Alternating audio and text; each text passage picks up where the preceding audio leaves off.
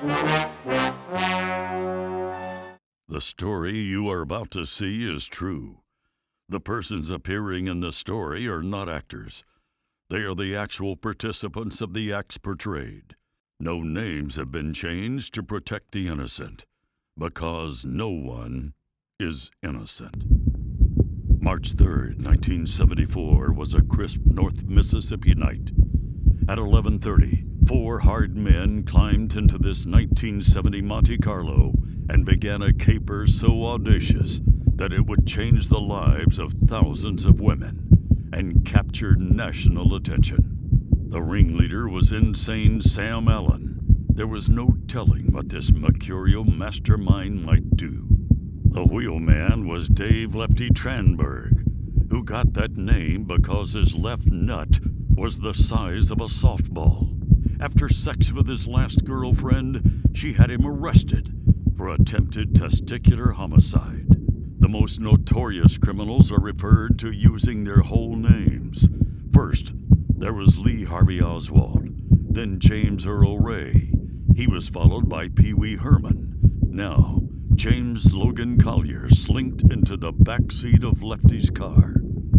Aimless Bill Amos was along for the thrill. He was so potentially postal, his friends feared he'd go Federal Express. Getaway driver Burgess Tommy Cox cruised to the other end of the target zone in his silver Ford Maverick. If he was not exactly where he was supposed to be at exactly the right time, everyone would be in jail within the hour. It was less than a mile to the target zone.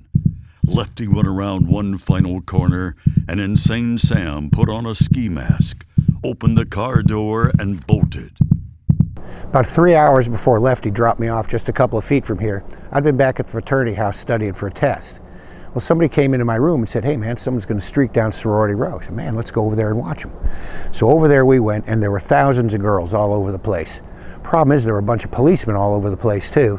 So we hung around a while. There's obviously nobody's going to go streaking. So we went back to the fraternity house. So it was a March day, evening, and several of us were out about on campus and noticed there was a big crowd gathering, Sorority Row. We finally talked to a few people. They said, the word is there's going to be a streaker here close to midnight. And so we thought, well, let's help matters along. It was several of us. It was me and Dave and a few other guys. So we went over to the ATO house. We knew just the guy for it. And his name is Sam. And he claims he was studying, but my recollection was we got him out of a card game, and we didn't have to twist his arm very much. And he agreed to do it.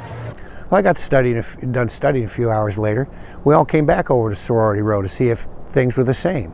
Hi, I'm Bill. I'm one of Sam's roommates from back in the day, and I don't care what they've told you, this thing never did happen. Well, you know, it was a usual Sunday evening. I had, honest to God, just come back from the library, and I don't mean the library, the bar, the actual library, the one that has books. I walked into the house, and there's a bunch of guys hanging around, and they said, "Look, Sam is going to streak. We need somebody to drop him off. Would you mind?" I'm like, what the heck? I'll drop him off at Sorority Row. The way I remember it, I was studying for one Sunday night, and they told me that Sam was going to go streaking, and I thought, well, you know, I just might want to go see this. Bill Amos and me in the back seat of Dave's car, and Sam Allen in the passenger seat in some gym shorts and maybe not much else, tennis shoes. So we pull up to the top of Sorority Row, and we had also, by the way, recruited another group. We had this well planned.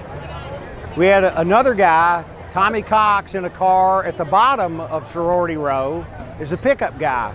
This was really a bulletproof plan. It should have worked perfectly. So we let Sam out at the top of Sorority Row.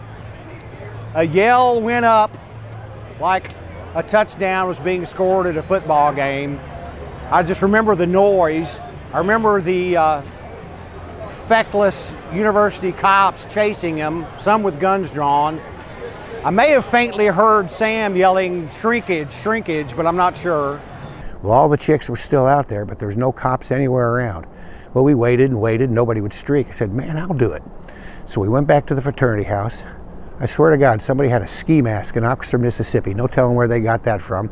But I put on some gym shorts or something, a golf shirt, had this ski mask.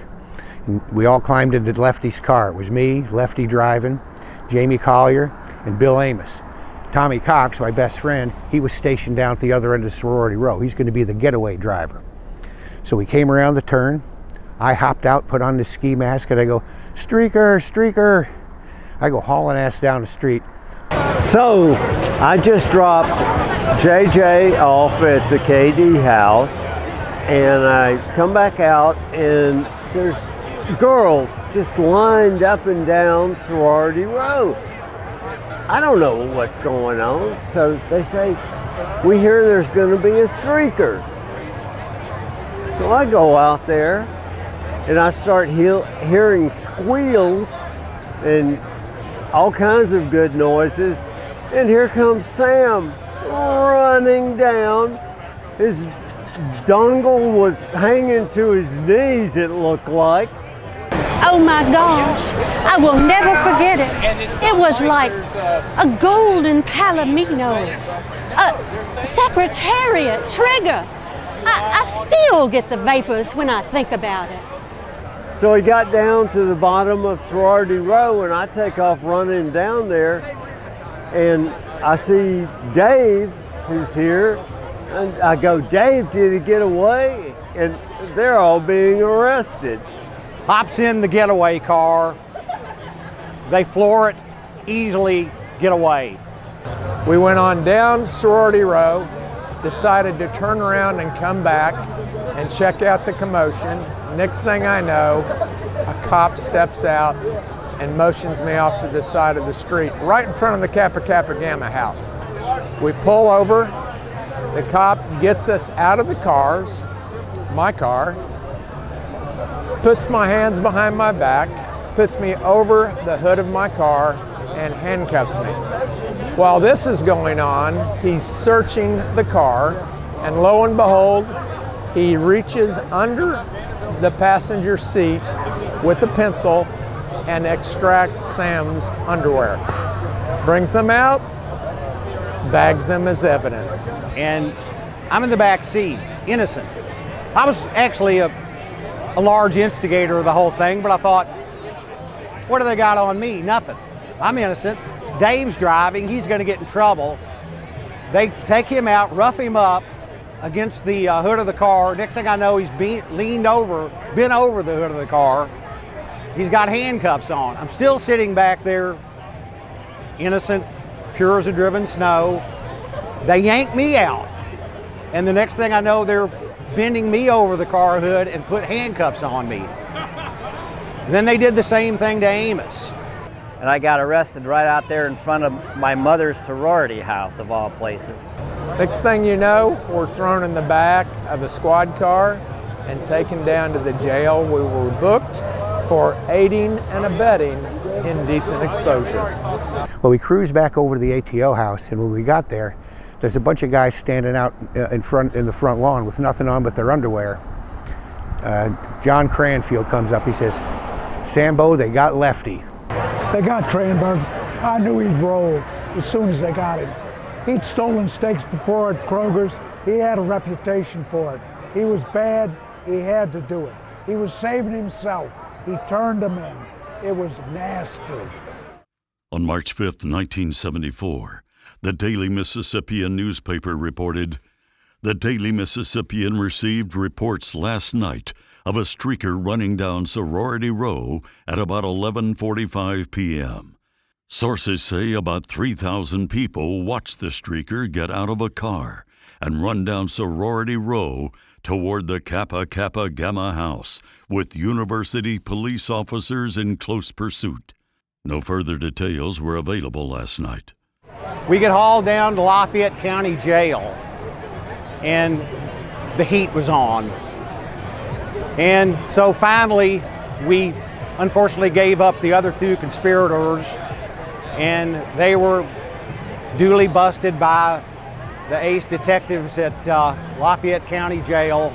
Well, we knew we were going to be in trouble then. That idiot Tranberg had gone back to the scene of the crime and got caught.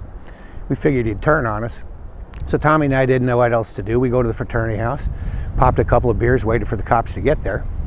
Well, they got there and they didn't handcuff us or anything. They just put us in a paddy wagon, told us it was the very first time they'd used that paddy wagon. They drove us down to the Lafayette County Jail, fingerprinted us, took our mug shots, and the guys go, make a mean face for the cameras, man. Show them you're a mean criminal. So we did. You know, and they gave us one phone call. Unbelievably, Cox calls his mother. Can you believe that? Anyway, they throw us in jail. Lefty and Amos and Jamie Colley were already in there. We all wound up, all 5 of us in jail. Stayed up till 2 or 3 a.m. laughing and not remorseful at all. On March 6, 1974, the Daily Mississippian gave a follow-up report. University police arrested 5 students Sunday night in connection with a sorority row streaking incident. Samuel Allen of Haddam, Connecticut, William Amos of Charleston, South Carolina, James Collier of Tullahoma, Tennessee, Thomas Cox of Gallatin, Tennessee, and David Tranberg of Casey, Illinois, were released on $500 bond. I was so ashamed. I was so ashamed. I haven't been able to show my face on campus ever since. A couple weeks after the streak, I was back having lunch at the fraternity house and someone came up, hey Sammy, your father's on the hall phone. Now I knew this couldn't be good. My father never called me on the phone. I was pretty sure I knew what he was calling about. But I was gonna make the best of it. Hey Dad, how you doing? What the hell have you been doing down there? Just studying hard, Dad, just hitting the books, really cracking the old books. He goes, don't give me that crap. Have you been arrested? Yeah, I have. I couldn't lie to my father. I had to fess up. And he told me in no uncertain terms that I was forthwith coming home for a visit to the family. My father used to write me these letters. They were so funny, I'd post them on the bulletin board inside the fraternity house. So after the streak and after that phone call I had with my dad, I get this letter. Oh, he would always type them out. He goes, Dear Sam, your mother and I would like to remind you you were in college for a purpose. Obtaining a construction job to earn funds needed to pay fines incurred for unlawful deeds is not in accordance with that purpose. Hitherto, we've not heard of any of our friends' children being arrested for studying in their spare time. And at the bottom, he wrote in his own hand, he goes, listen, you little son of a bitch, who do you think you're fooling? You better come home with all A's. Fortunately, I did. So here's the thing. I started wondering, how the hell did my father ever find out I did this? I mean, he lived in Connecticut, and I was down here at school at Ole Miss. This is what happened. It's unfriggin' believable. My father had a law partner named Chester DeZallo. Turns out DeZallo's wife's sister was married to some professor down here at Ole Miss. He read my name in the Daily Mississippian, called Connecticut and ratted me out.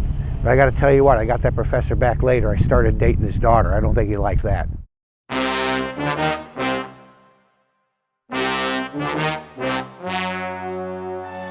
On March 13, 1974, a trial was held in Lafayette County District Court No. 4 before Judge Harry Turpin.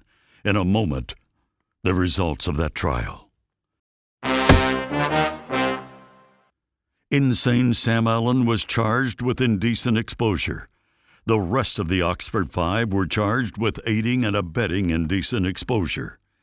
Everyone pleaded guilty to disorderly conduct, and they were all supposed to be let off with time served and no fine. But the judge invoked the doctrine of fraudum eruditionis and fined each of them $50.